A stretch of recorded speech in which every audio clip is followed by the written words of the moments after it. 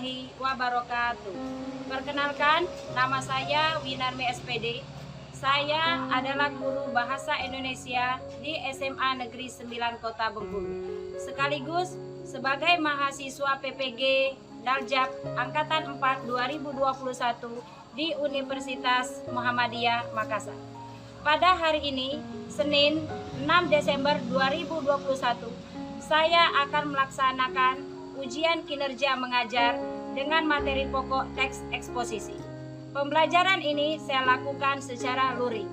Selamat menyaksikan. Wassalamualaikum warahmatullahi wabarakatuh.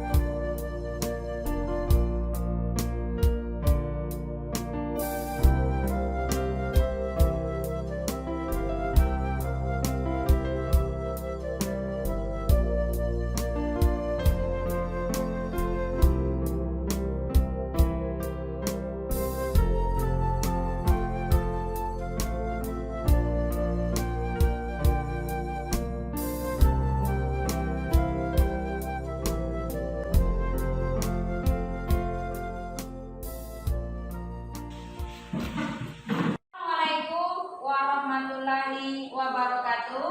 Waalaikumsalam warahmatullahi wabarakatuh.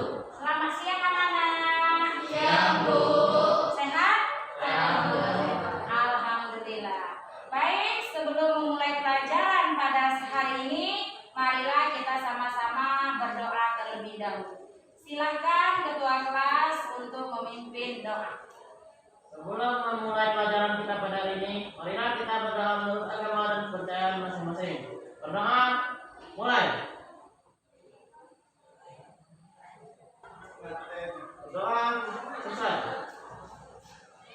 Ibu akan mengecek kehadiran kalian. Tapi kalau ibu perhatikan, hari ini datang semua nak ya? Ya, Bu. Lengkap, ya ada 12. Untuk menumbuhkan rasa cinta tanah air kita dan sikap nasionalisme, kita akan sama-sama menyanyikan lagu Satu Nusa, Satu Bangsa.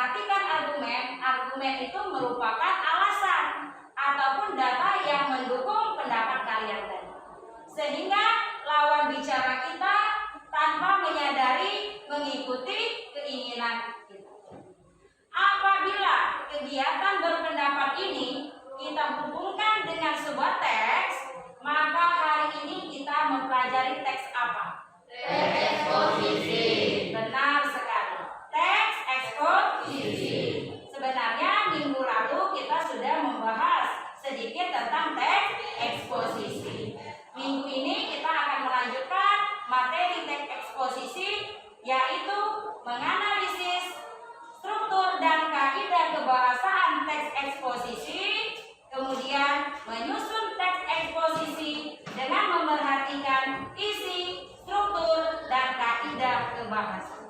Sekarang Ibu akan tampilkan kompetensi dasar dan indikator. Kompetensi dasar di sana ya, perhatikan, menganalisis struktur dan kebahasaan teks eksposisi. Kemudian indikatornya menganalisis struktur dan kebahasaan teks eksposisi. Sedangkan tujuan pembelajaran kita pada hari ini melalui pendekatan saintifik dan TPACK dengan model PBR, maka peserta didik itu mampu menganalisis struktur, aspek kebahasaan, dan terampil menyusun teks eksposisi dengan memerhatikan isi, struktur, dan kebahasaan dengan semangat serta dapat bekerja sama, mandiri, tanggung jawab, percaya diri, cermat, kritis, kreatif, dan komunikatif selama proses pembelajaran. Anak-anak, Ibu akan memutarkan video teks eksposisi yang berjudul Kunyit sebagai Tanaman Obat Keluarga. Di sini nanti kalian akan mencermati isi dari teks tersebut. Kemudian apa yang dicermati lagi? Struktur dan kaidah kebahasaan teks eksposisi. Tetapi sebelum itu Ibu akan membagikan teks eksposisi kepada kalian. Nanti sekalian mendengarkan, kemudian memperhatikan teks yang ada.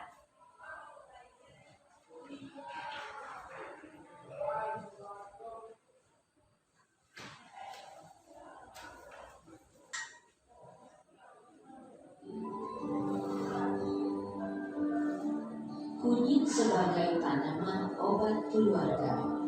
Kunyit merupakan salah satu tanaman toga atau tanaman obat keluarga.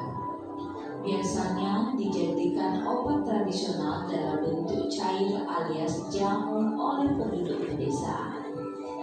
Tumbuhan jenis ini juga digunakan sebagai bumbu masakan dan juga dapat dibudidayakan oleh masyarakat untuk memenuhi persediaan tumbuhan obat tradisional.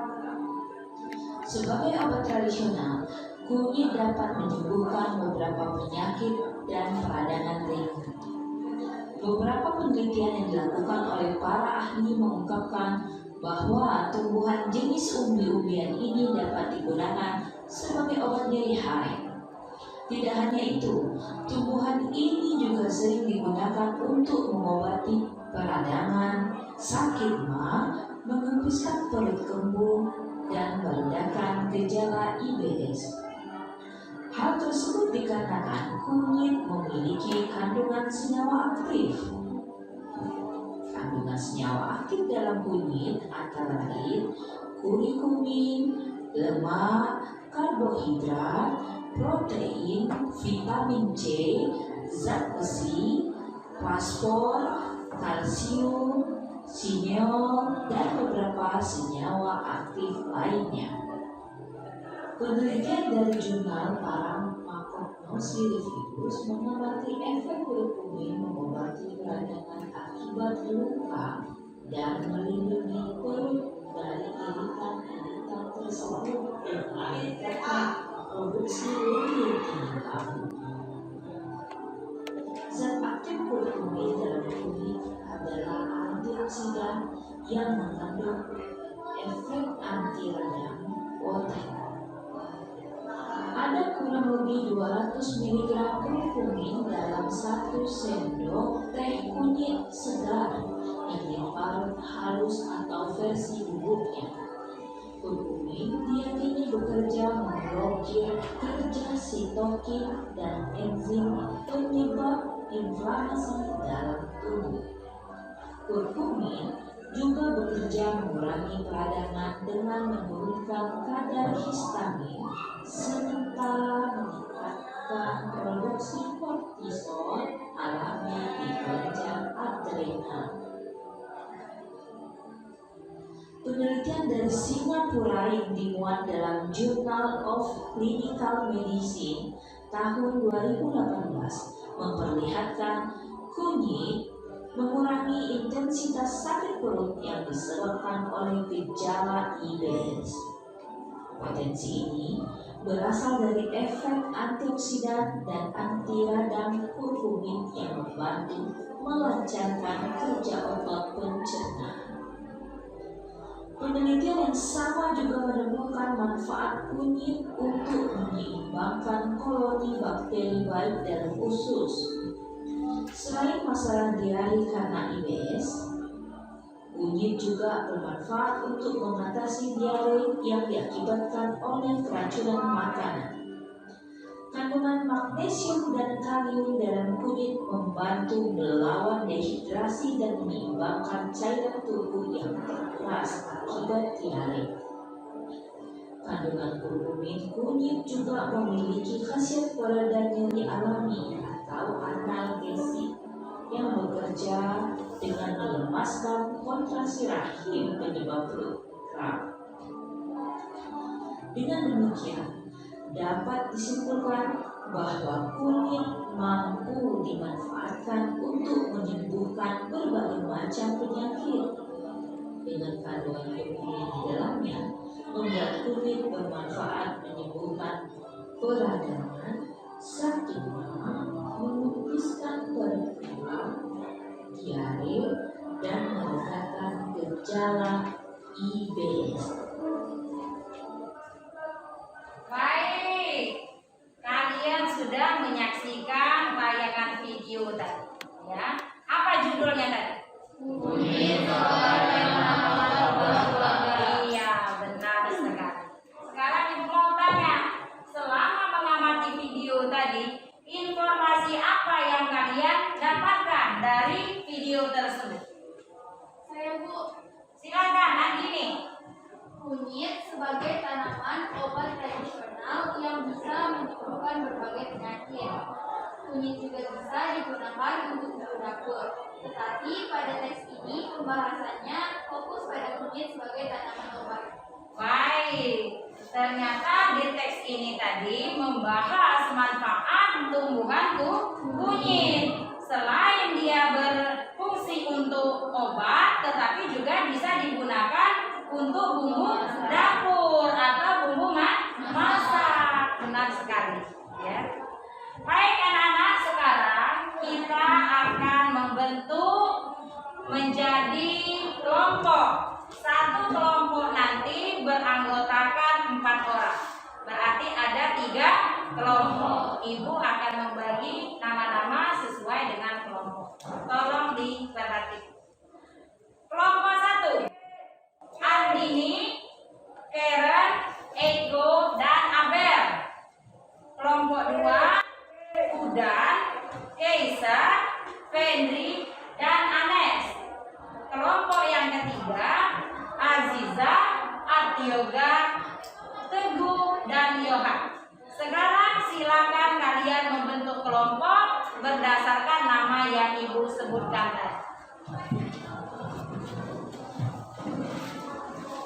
Silakan bentuk kelompok.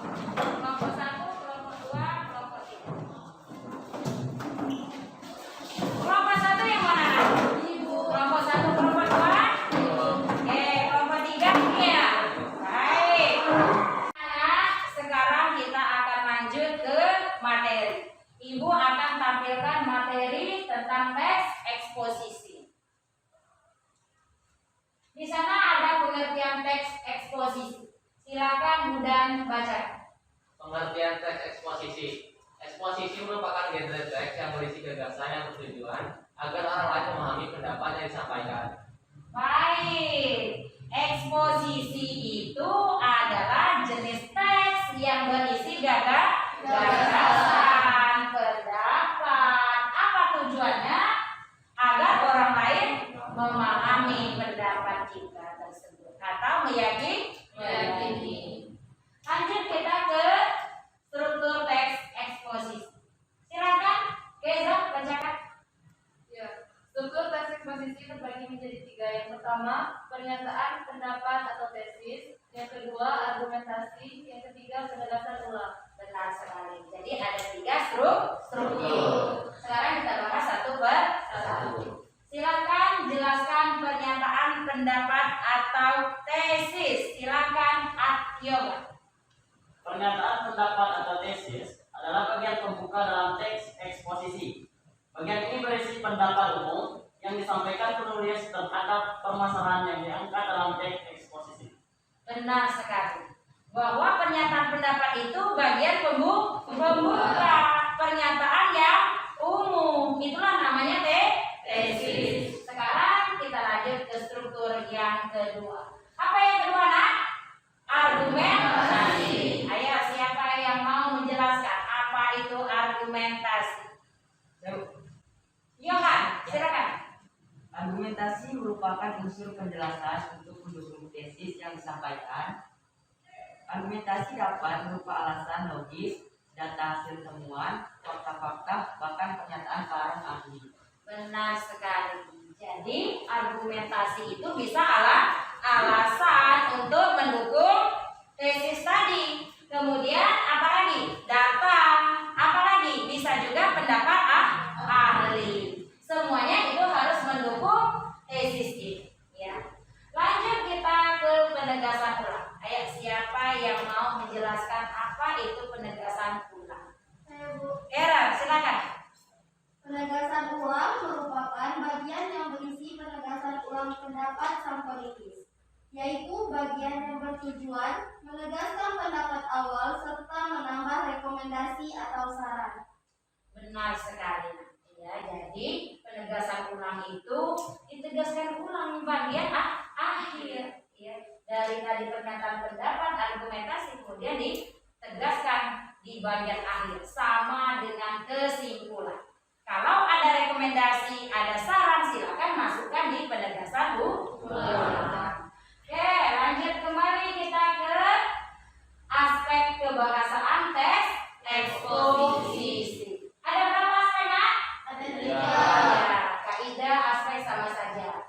Sekarang silakan bacakan aspek kebahasaan. Siapa yang mau membaca? Saya, Bu. Silakan. Nah, bacakan. Aspek kebahasaan teks eksposisi. Yang pertama, peristilahan dan makna. Yang kedua, adjektiva, kata sifat, dan makna leksikal. Yang ketiga, afiksasi. Ada 3 aspek kebahasaan. Yang pertama peristilahan dan makna. Yang kedua adjektiva atau kata sifat. Kemudian nanti ada makna leksikal. Yang ketiga afiksasi. Sekarang tolong jelaskan apa itu arti istilah dan makna. Silakan. Silakan. Istilah atau kata Ya silakan.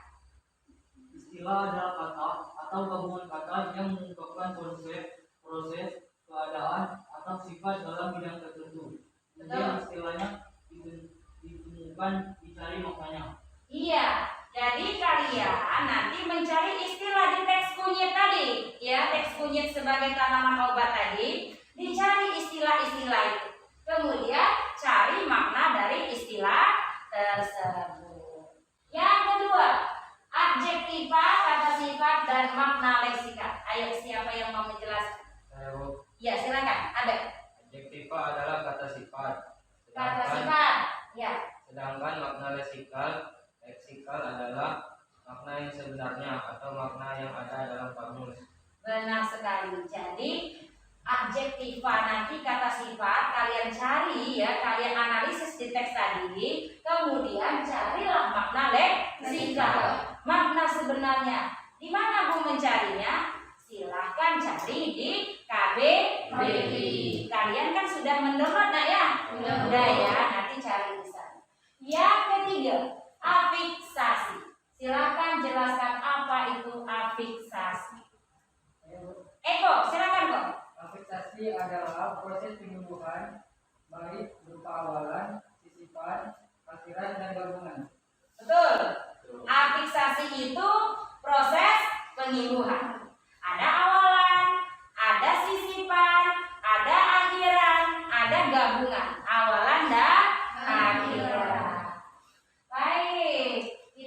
lanjutkan ke langkah-langkah menyusun teks eksposisi. Coba kalian perhatikan. Ada berapa langkah yang Ibu tampilkan di sini? Ada 4 langkah. Ayo, siapa yang mau membaca? Saya Bu. Andini, silakan Andini. Langkah-langkah menyusun teks eksposisi. Yang pertama, menentukan topik yang akan dipilih. Sebaiknya sesuai dengan isu-isu di lingkungan sekitar. Iya, yang pertama apa katanya nak? Tentukan dulu topiknya.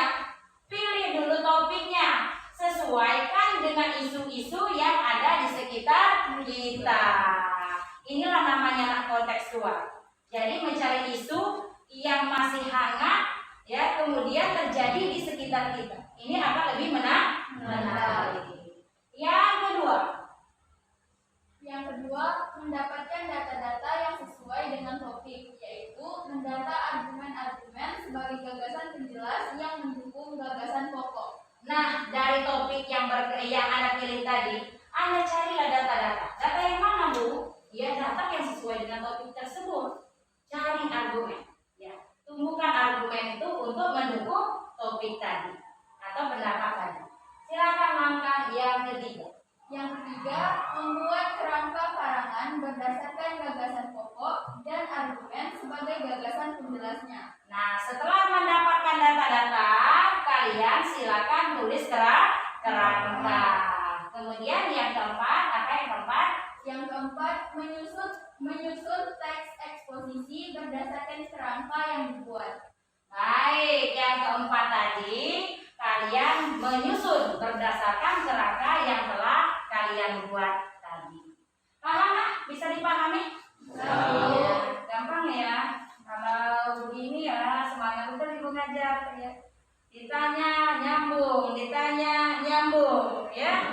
Oke, kita lanjutkan. Ibu akan ya membagikan LKPD. Ada 2 LKPD. Pertama LKPD pengetahuan, nanti kalian akan menganalisis, tulis di LKPD pengetahuan. Ya, analisis struktur dan kaidah kebahasaan. Teks apa tadi? Teks kunyit sebagai tanaman obat keluarga. LKPD yang kedua, kalian nanti akan menyusun teks eksposisi. Ya, jelas harus memperhatikan isi, struktur dan kebahasaan. Nanti tulis di LKPD yang Ibu bagikan.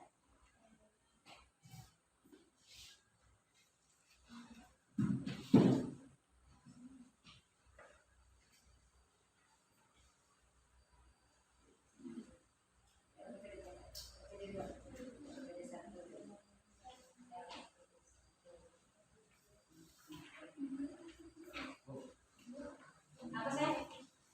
Kenapa? Oke. Sudah dapat semua?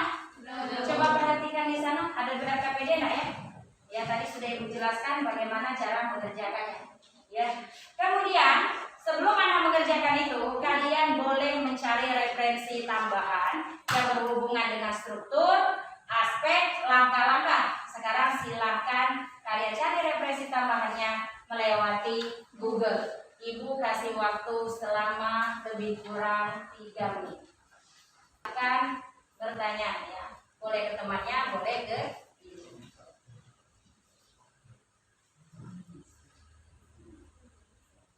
Yang dicari aspek kebahasaan, struktur, kemudian langkah.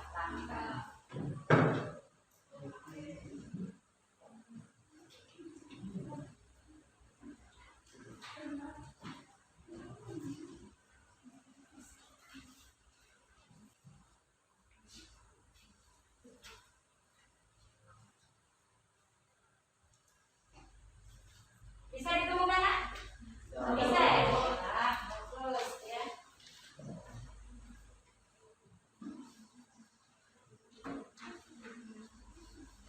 Baik, kalau sudah kalian temukan ya referensi tambahan melalui Google tadi, silakan kalian langsung menganalisis teks kunyit sebagai tanaman obatan. Kemudian langsung menyusun. Ibu berikan waktu lebih kurang 20 menit. Setelah itu kalian nanti akan mempresentasikan dalam kelompok masing-masing.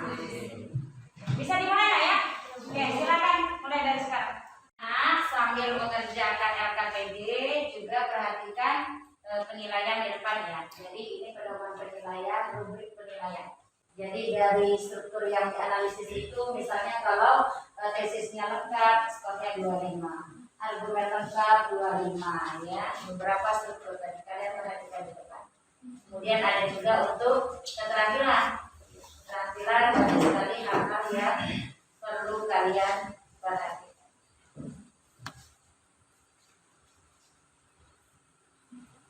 Silakan sambil dikerjakan sambil perhatikan pedoman penilaian di depan. Kalau untuk keterampilan jangan lupa perhatikan topik ya. Jadi topik itu harus menarik, ejaan tanda baca, struktur teksnya harus lengkap, aspek kebahasaannya harus lengkap.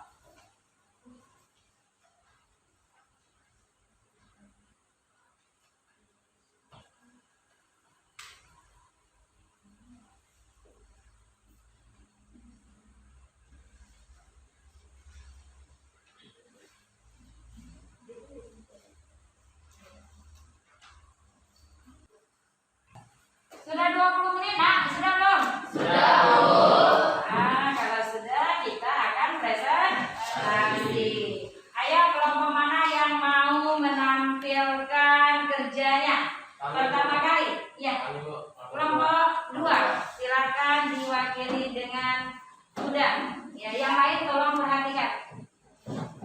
Analisis struktur teks eksposisi yang judulnya kunyit sebagai tanaman obat keluarga. Tesis atau pernyataan pendapat. Kunyit merupakan salah satu tanaman toga, tanaman obat keluarga. Biasanya dijadikan obat tradisional dalam bentuk cair alias jamu oleh penduduk pedesaan. Tumbuhannya di sini juga digunakan sebagai bumbu masakan dan juga dapat dibudidayakan oleh masyarakat untuk memenuhi persediaan tumbuhan obat tradisional. Sebagai obat tradisional, kunyit dapat menyembuhkan berbagai penyakit dan peradangan ringan. Argumentasi. Beberapa penelitian dilakukan oleh para ahli mengungkapkan bahwa tumbuhan jenis umbi-umbian ini dapat digunakan sebagai obat nyeri. Tidak hanya itu, tumbuhan ini juga sering digunakan untuk mengobati peradangan, sakit mah, mengempiskan perut kembung, dan meredakan gejala IBS. Penelitian dari jurnal Pharmacognosy Review mengamati efek kurkulin mengobati peradangan akibat luka dan melindungi perut dari iritan-iritan tersebut dengan meningkatkan produksi lendir dinding lambung. Penelitian dari Singapura yang dimuat oleh Journal of Clinical Medicine tahun 2012 memperlihatkan kunyit mengurangi intensitas sakit perut yang disebabkan oleh gejala IBS. Selain masalah diare karena IBS, kunyit juga bermanfaat untuk mengatasi diare yang diakibatkan oleh keracunan makanan. Kandungan magnesium dan kalium dalam kunyit membantu melawan dehidrasi dan menyeimbangkan cairan tubuh yang terkuras akibat diare. Dengan demikian dapat disimpulkan bahwa kunyit mampu dimanfaatkan untuk menyembuhkan berbagai macam penyakit dengan kandungan kurkulin di dalamnya. Membuat kunyit bermanfaat menyembuhkan peradangan, sakit mah, mengempiskan perut kembung, diare, dan meredakan gejala IBS. Selanjutnya istilah dan makna yang terkandung dalam teks eksposisi yang berjudul kunyit sebagai tanaman obat keluarga. Yang pertama, kurkulin. Maknanya senyawa aktif yang ditemukan pada kunir berupa polifenol dengan rumus kimia C21H20O6. Yang kedua, senyawa zat murni dan homogen yang terdiri atas dua unsur atau lebih yang berbeda dengan perbandingan tertentu. Biasanya bersifat sangat berbeda dari sifat unsur lainnya. Yang ketiga, gejala, perihal, keadaan atau peristiwa dan sebagainya yang tidak biasa dan patut diperhatikan. Yang keduanya, keadaan yang menjadi tanda-tanda akan timbulnya atau terjadi dan berjangkitnya sesuatu. Yang kedua, makna adjektif atau kata sifat. Yang pertama, cair, bersifat seperti air, tidak padat dan tidak berbagas. Yang kedua, ringan, dapat diangkat dengan mudah, sedikit bobotnya dan enteng. Yang ketiga, aktif, giat atau bekerja dan berusaha. Yang terakhir, kata turunan atau afiksasi. Kata turunan persediaan, pe, er, dan an. Kata dasar sedia. Yang kedua, dijadikan, di dan kan. Kata dasarnya jadi. Yang ketiga, mengobati, mengamati pada dasarnya obat. Sekian dari kelompok 2. Sekarang silakan kelompok yang lain menanggapi penampilan kelompok 2. Saya Bu. Andini, silakan tanggapi penampilan kelompok 2. Baik, kami dari kelompok 1 akan menanggapi penampilan dari kelompok 2. Penampilan kelompok 2 sudah sangat bagus dalam menganalisis struktur dan kaidah kebahasaan teks eksposisi tentang kunyit sebagai tanaman obat keluarga. Itu terbukti dengan pemaparan yang disampaikan sangat jelas dan lengkap. Kemudian sangat percaya diri dan vokal terdengar jelas. Ya, terima kasih. Baik, berikan tepuk tangan untuk kelompok 2 ya. Penampilannya cukup bagus, vokalnya terdengar jelas, kemudian sudah dibahas secara rinci. Sudah juga diberikan tanggapan masukan dari kelompok yang lain. Sekarang Ibu mau kalian menampilkan yang keterampilan menulis teks eksposisi. Silakan kelompok mana yang mau tampil? Kelompok 3, silakan Yoga bacakan hasil kerjanya. Baik, kami dari kelompok 3 akan membacakan hasil kerja kami yaitu tentang teks eksposisi yang berjudul Fenomena TikTok di kalangan pelajar SMA Bengkulu. TikTok merupakan sebuah aplikasi yang tersedia di Google Play Store. TikTok dibuat untuk menjadi media kreativitas anak muda yang menjadi bagian dari revolusi konten. Namun, tujuan ini belum sampai pada kalangan pelajar di Bengkulu. Penggunaan TikTok oleh kalangan pelajar di Bengkulu banyak sekali disalahgunakan dan sekedar menampilkan tarian-tarian atau cenderung tidak sopan, bahkan ada yang sampai melecehkan. Tujuan penggunaan TikTok ini belum dimanfaatkan sebagai media kreativitas oleh kalangan pelajar di Bengkulu. Fenomena aplikasi TikTok dapat memberikan dampak positif bagi pelajar di Bengkulu karena di dalamnya terdapat konten untuk belajar. Banyak anak-anak pintar yang memberikan ilmunya kepada penonton TikTok. Misalnya, belajar sejarah tentang dunia dengan memainkan tokoh-tokoh di dalamnya. Kemudian, belajar bahasa seperti bahasa Inggris dan Korea, matematika, fisika, kimia, serta pengetahuan lain yang tidak terbatas bisa didapatkan. Bagi para pelajar yang saat pandemi harus belajar di rumah dan tidak bisa leluasa bertanya kepada guru, keberadaan video itu bisa membantu pelajar yang kurang memahami pelajaran dari gurunya. Tetapi kadang ada oknum yang kurang bijak dalam menggunakan aplikasi TikTok. Selain memberi dampak positif, namun ada juga konten negatif dan tidak cocok untuk ditonton oleh kalangan pelajar. Misalnya, konten kreator yang menyuguhkan video bertema pornografi yang biasanya memiliki banyak penonton kemudian timbul di beranda TikTok para pelajar. Menggunakan dan menonton video-video pada aplikasi TikTok bisa membawa kita menjadi kecanduan. Terlebih dengan anjuran di rumah saja, banyak orang, utamanya pelajar, mencari kesibukan dengan menghabiskan waktu untuk bermain telepon seluler. Fenomena TikTok di kalangan pelajar di Bengkulu harus mendapat perhatian lebih bagi orang tua dan guru. Penggunaan TikTok di kalangan pelajar harus mendapatkan pendampingan dari orang dewasa di sekitarnya untuk menjamin kelayakan video yang akan diunggah serta tetap didampingi oleh orang-orang dewasa dalam menyeleksi video-video yang pantas untuk dikonsumsi seusia mereka. Aplikasi TikTok dapat diarahkan menjadi aplikasi yang dapat meningkatkan pengetahuan dan wawasan serta meningkatkan kreativitas para siswa. Sekian dari kelompok kami, terima kasih. Wah, menarik sekali Naya. Tepuk tangan dulu ya. Ternyata dia menyusun teks eksposisi tentang fenomena TikTok di kalangan pelajar.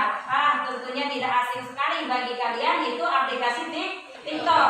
Tapi manfaatkanlah TikTok ini ke hal yang positif, jangan ke hal yang negatif. Silakan kelompok yang lain yang mau menanggapi.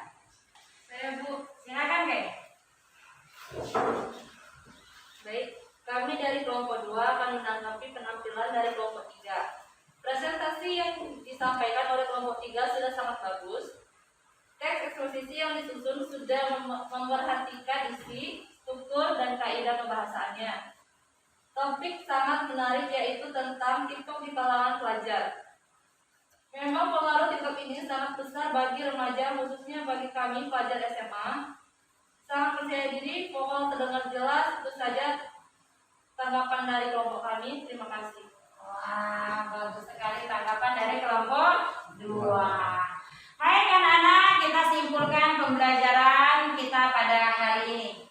Materinya tadi kalau saya lihat dari materi dari semua tugas yang dikerjakan itu sudah bagus semua. Berarti kalian sudah memahami betul apa itu teks eksposisi. Baik, kita simpulkan pembelajaran pada hari ini. Silakan siapa yang mau menyimpulkan?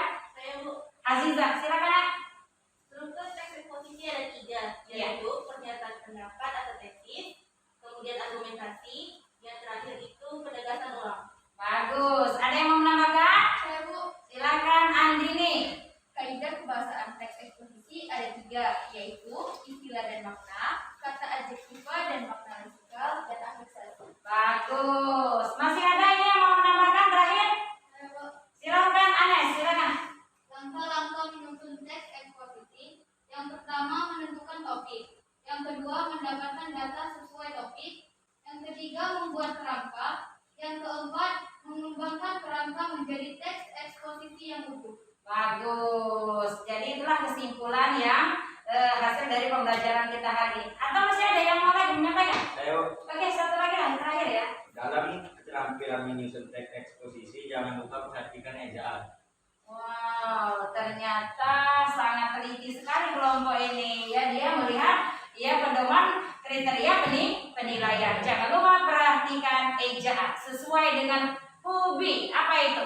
Pedoman Umum Ejaan Bahasa Indonesia.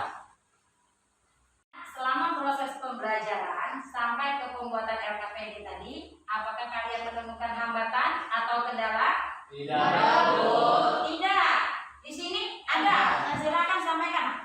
Saya pribadi kalau kendala sangat banyak Bu, akan tetapi karena tugasnya dikerjakan dengan cara kelompok, jadi bisa diatasi dengan cara berdiskusi. Alhamdulillah, ternyata di kelompok ini menemukan hambatan yang cukup banyak. Tetapi karena diskusi kelompok akhirnya terselesaikan dengan baik. Baik anak-anak, selesai sudah pembelajaran kita hari ini. Jangan lupa tetap terapkan protokol kesehatan. Sebelum mengakhiri pembelajaran hari ini, kita akan berdoa bersama. Silakan ketua kelas pimpin doanya. Untuk mengakhiri pembelajaran kita pada hari ini, marilah kita berdoa menurut agama dan kepercayaan masing-masing. Berdoa, mulai.